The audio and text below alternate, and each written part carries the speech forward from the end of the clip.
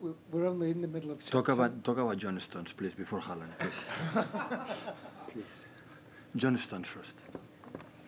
What a goal from John Stones. What a goal. But then what about Erling Haaland? Yeah, nice 2 goals. Yeah. What's the question? We're only in the middle of September and we're already asking what more is there to say about Haaland. Yeah, maybe the people who knows me, maybe you know the influence Johan Cruyff had in my life as a person, education, and a manager and mentor and everything. And Johan Cruyff, years ago, scored in the Camp Nou an incredible goal against Atletico Madrid. It was quite similar to the Erling Haaland score. And the moment he scored a goal, I thought, oh, Johan Cruyff.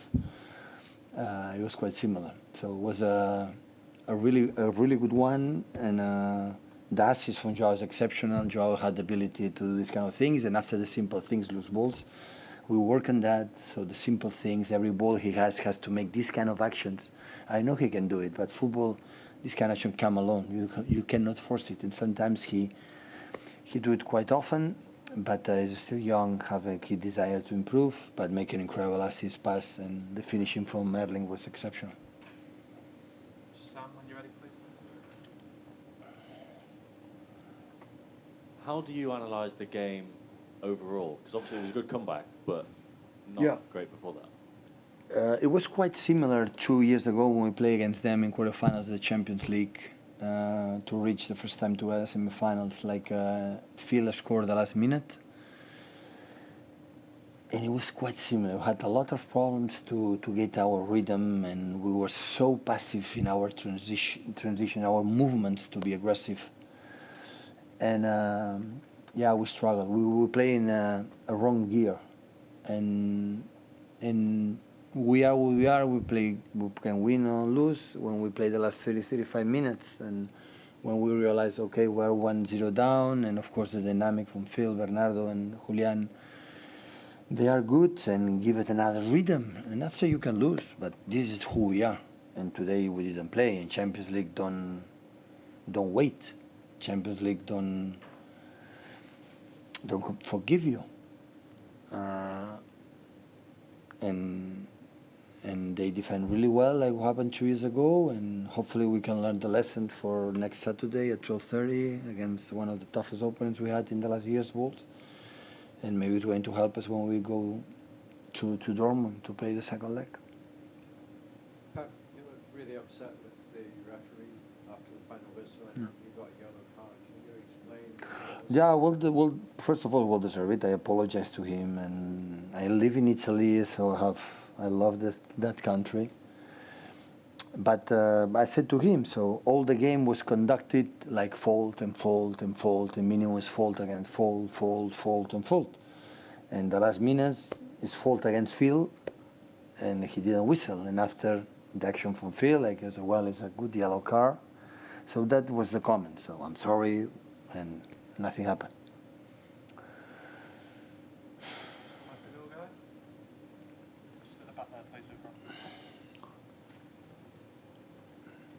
Hi, but did you feel the game in the second half changed when you made that triple substitution and brought Phil on particularly? We changed a bit the rhythm, but a part was for the players, but I would say because we were 1-0 down and the players. It's important for us. So the first years that I was here, we were never come back. We were not a team like we had ability to come back since I don't know what happened last season. In West Ham start, and after Aston Villa when we were champion, against Newcastle, against Crystal Palace today. So we can create our momentum. Of course, Julian helped us to be one more player in the box. We put Kevin in the right to make assists and crosses from that position.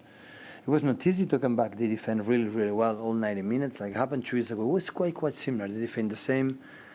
They defend the pocket really well with the Bellingham and Ozak, and yeah, it was difficult. But the problem was we didn't play with the right rhythm.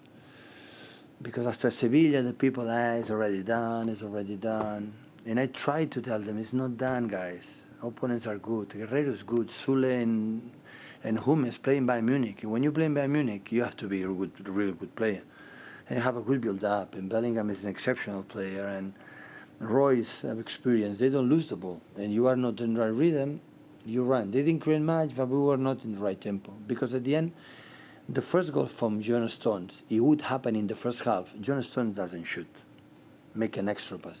But in that moment, we are in the right rhythm. Rhythm means I go to you as like you will know it. And in that moment, John is in the rhythm and make an exceptional goal. And that's happened sometimes, a lot of games, sometimes maybe 7, 8 days. We had competition. We lost a little bit our pace, the rhythm, I don't know. But Champions League, you have to learn it. So we cannot play the 60, 65 minutes we played. We cannot. So we are a different team. It's not about win or lose. It's not. It's every single day. That's why we are here in this big club. You have to perform well. The perform well is go our principles, our who we are, do it better than we have done. It's a good lesson winning because we are in the perfect position. Poorly, all respect for Copenhagen. We had 6 points against the toughest opponent, so that is a good. So against Copenhagen, we have the chance to go through to the next round after World Cup and after focusing the Premier League. Hi Pep. You mentioned him a couple of times there, but how important was Jude Bellingham stopping on midfield playing, and how impressed are you by his maturity as a guy who's 19 years old? I was impressed 2 seasons ago with 7. Now he's 19. With 17. I was impressed with 17. Imagine with 19, he grew up. So yeah, he's able to defensively follow Gundo or Kevin in the pockets and win the duels. The transition is fast. Have the sense for the second position right to the box. The goal is score. So yeah, exceptional player. So I think everybody knows it, not because manager Manchester City is going to tell you. So everybody knows it. Okay, just back on Erling's goal. How hard is it for a striker to execute that kind of acrobatic finish? And is it something that can be sort of learned, practiced, or just an instinctive finish? The first impression that I had. I remember a little bit my dear friend Ibrahimovic, that have this incredible ability to put the leg on the on the roof. So, and Erling is quite similar on that.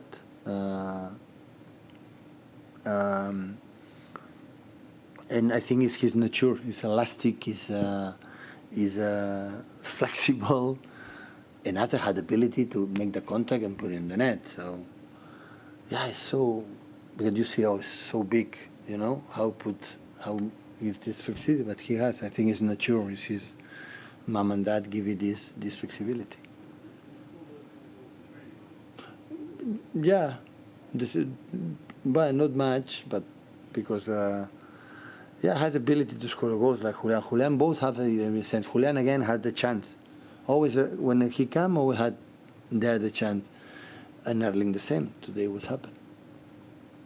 Thank you, guys. Okay, guys. Good night.